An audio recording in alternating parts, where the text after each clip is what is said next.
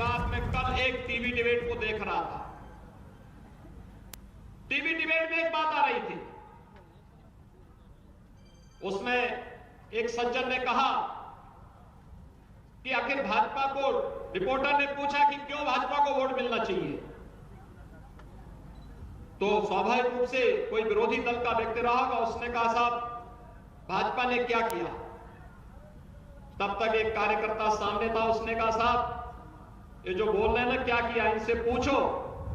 इन्होंने क्या किया। ये 70 वर्षों तक तो एक ही बात कहते थे, एक ही बात इनकी जबान पर होती थी कि 100 रुपया जाता है जनता तक 15 पहुंचता है, 85 इन लोगों की खानदान की जेब में जाता था, जनता के पास नहीं जाता था। आज मोदी जी 100 रुपया भेजते हैं, ये 100 रुपया गरीब के जेब में जाता, उसके घर में जाता, उसके खाते में जाता है। आज कोई डकैती नहीं, एक साफ और पारदर्शी सरकार देने का कार्य किसी ने किया है, मोदी जी ने किया है। भाइयों बहनों, अगर लोक कल्याणकारी योजनाओं का लाभ सही मायने में आजादी के बाद सही मायने में किसी को मिला है, तो एक एक बूथ अध्यक्ष का दायित्व तो बनता है कि उन लाभार्थियों से संवाद बना करके, जिसको मकान मिला है, जिसको शौचालय मिला है, जिसको आयुष्मान भारत का कार्ड मिला है, जिसको अन्न योजना का लाभ मिला है और जिसको शासन की किसी भी योजना का लाभ मिला है,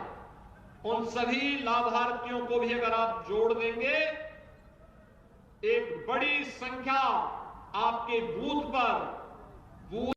मजबूती करने के साथ साथ बूथ जीता तो चुनाव जीता के प्रधानमंत्री मोदी जी के इस मंत्र को पूरी तरह सार्थक करता हुआ दिखाई देता है। भाइयों बहनों, उस लक्ष्य को प्राप्त करने के लिए जहां एक और हमें कार्य करना होगा, दूसरी तरफ इस सदी के सबसे बड़ी महामारी में आपने देखा होगा, न कांग्रेस का पता था, न सपा का पता था, न बसपा का पता था। ये सभी पार्टियां, सभी नेता अपने अपने घरों में होम आइसोलेशन में थे। लेकिन भाइयों बहनों, या तो केंद्र सरकार कार्य कर रही थी, या राज्य सरकार की मशीनरी काम कर रही थी, या फिर भारतीय जनता पार्टी का संकल्प था सेवा ही संगठन, और सेवा ही संगठन के मंत्रदाता है हमारे राष्ट्रीय अध्यक्ष माननीय श्री जगत प्रकाश नड्डा जी, जिन्होंने एक कार्यकर्ता से कहा कि नहीं, ये आपदा का कार्यकाल है, राष्ट्रीय आपदा का कार्यकाल है, विश्व में मानवता का संकट खड़ा हुआ है और इस संकट के समय में हमारे लिए, भारतीय जनता पार्टी के लिए देश सर्वोपरि है, एक एक नागरिक के जीवन को बचाना है। इस समय पार्टी नहीं, संगठन नहीं, सेवा हमारे लिए सर्वोपरि। और भारतीय जनता पार्टी का कार्यकर्ता एक एक दीन दुखी के पास जाकर के उसके साथ खड़ा होता हुआ दिखाई दिया। कहीं पर दवा के लिए, कहीं टेस्ट कराने के लिए, कहीं अन्न योजना का लाभ दिलाने के लिए,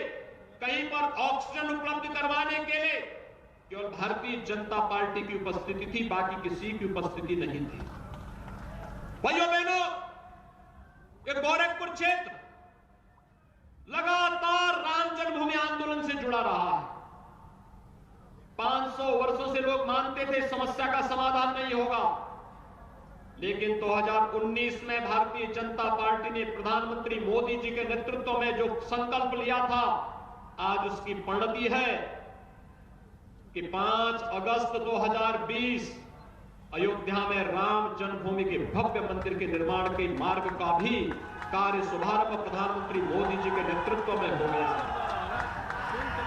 आप देख रहे होंगे एक एक करके सभी समस्याओं का समाधान हो रहा है। और ये प्रदेश जो कभी दंगों के लिए विख्यात था, जिस प्रदेश में माफिया सिर चढ़ करके बोलते थे, जिस प्रदेश में माफिया की जहां मर्जी आती है उस जमीन पर कब्जा करके सत्ता का संरक्षण प्राप्त करके किसी के भी गरीब को, किसी भी व्यापारी की जमीन पर, किसी भी सार्वजनिक जमीन पर कब्जा कर लेते थे। आज तो आप देख रहे होंगे इन सभी माफियाओं की घिघी कैसे बन चुकी है। किसी के ऊपर बुलडोजर चल रहा है और किसी माफिया को